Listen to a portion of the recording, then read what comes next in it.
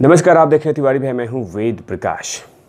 जब बॉलीवुड के कुकर्म के बारे में कोई बात करता है या कराची वुड के कुकर्म के बारे में बात करता है या वहाँ के हो रहे काली करतूतों के बारे में बात करता है तो कहीं ना कहीं उन तमाम ठेकेदारों को जो अपने आप को समझते हैं कि बॉलीवुड उनके बाप की जागीर है, वो समझते हैं कि बॉलीवुड को डेंट किया जा रहा है, बॉलीवुड को बदनाम किया जा रहा है, बॉलीवुड में ऐसा कुछ भी नहीं है, बॉलीवुड गंगे की तरह पवित्र है, बॉलीवुड बहुत सुंदर है, बॉलीवुड में ऐसा कुछ भी नहीं होता, बॉलीवुड तो इतना दुनिया का साफ चेहरा है कि मानो कि जैसा किसी का भी नहीं हो, बॉलीवुड इतनी स्वच्छ और साफ सुथरी इंडस्ट्री है कि उसमें ऐसा कुछ भी नहीं होता हो, ये तमाम चीज़ें बोलते हैं। थोड़े दिन पहले आपने सुना था कि बहुत सारे कलाकारों ने दिल्ली हाई कोर्ट में पिटीशन फाइल किया था कि बॉलीवुड को बदनाम किया जा रहा है, बॉलीवुड को नीचे दिखाने की कोशिश हो रही है, बॉलीवुड को कालिख किया जा रहा है। बॉलीवुड तो इतना साफ है कि पूछो ही मत, उसकी तरह तो इंडस्ट्री कहीं दुनिया में नहीं है। पूरा मंगल ग्रह, सूर्य ग्रह, मंगल ग्रह, पृथ्वी पे, मैंने कहीं किसी भी ग्रह पे नहीं हो, किसी भी प्लेनेट्स पे नहीं हो, पृथ्वी पे नहीं है, दुनिया में नहीं है। ये तमाम ऐसी चीज़ें, तमाम ऐसी बातें गाड़ी गई थी कि ऐसा कुछ भी नहीं होता है।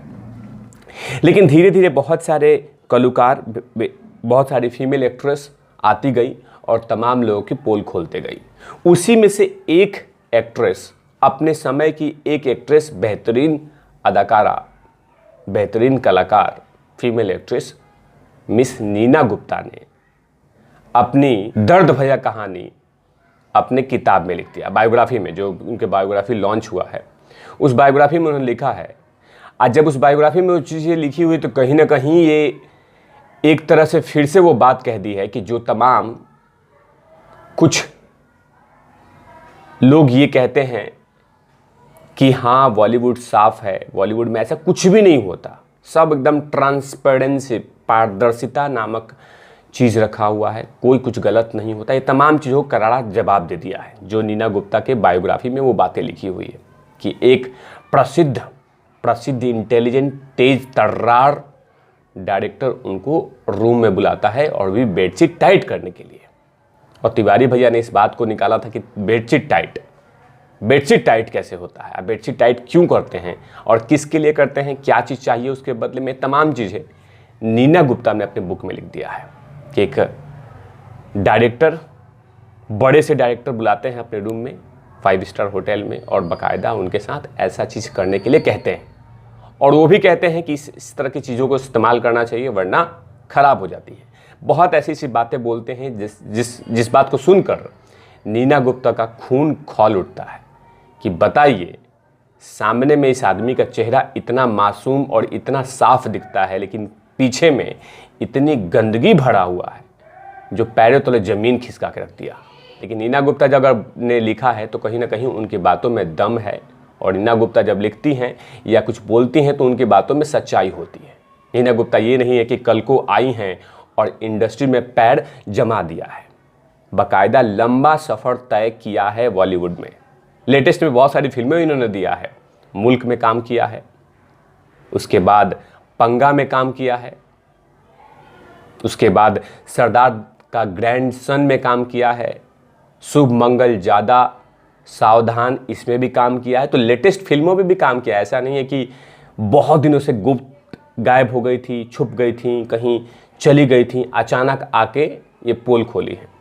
बहुत लंबा सफ़र तय किया है नीना गुप्ता ने बॉलीवुड में, तभी तो तमाम चीज़ें, तमाम दर्द अपने बुक में रख दिया है। क्योंकि जब कुछ बातें ऐसे बोलो तो कहीं ना कहीं कुछ डायरेक्टर जो बॉलीवुड के ठेकेदार हैं, कुछ एक्ट्रेस, जिसमें बड़ी सी बात है चाची, जया चाची, वो डिफेंड करने के लिए आ जाती है कि थाली में छेद हो रहा है, बर्तन में छेद कर रहे हो।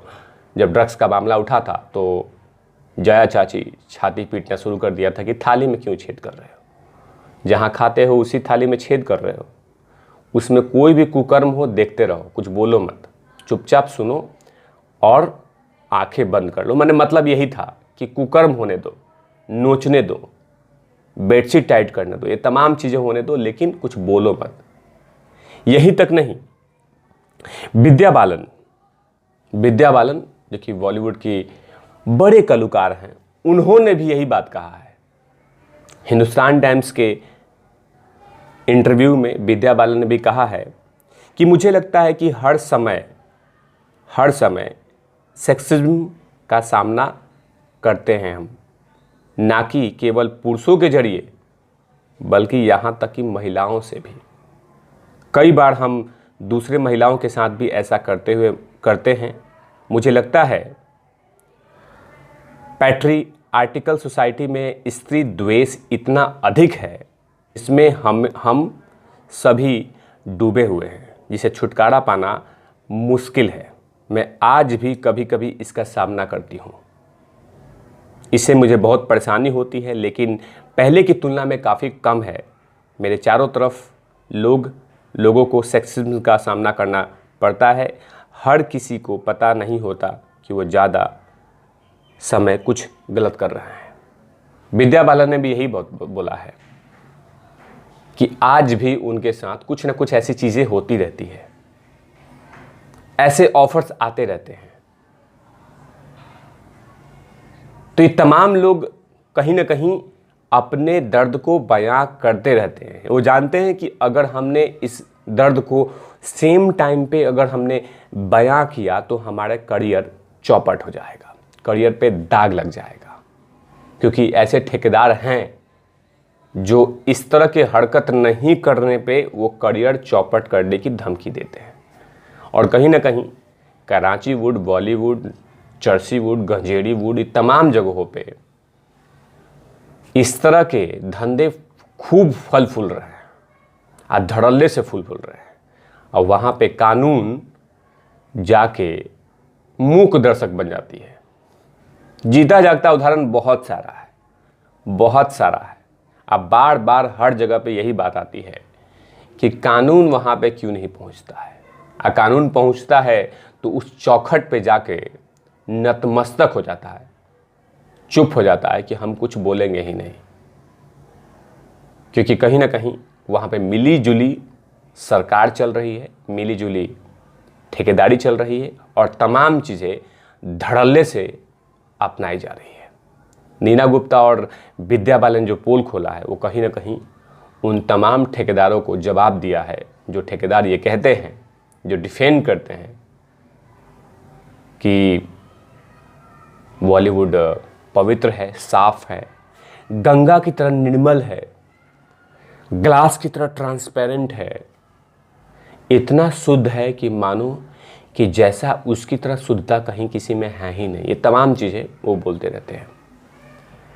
लेकिन कहीं ना कहीं ये दोनों कलाकार, फीमेल एक्ट्रेस, फिर से एक बार उन तमाम चीज़ों के दर्द को बयां कर दिया है जो लगातार कुछ दिनों से मीटू कैंपेन में उजागर हुआ था। ऐसे तमाम खबरों के लिए आप देखते रहिए तिवारी भैया। मैं हूं वेद प्रकाश, कैमरामैन ध्रुव लाठी के साथ ओवरनॉट लवेश।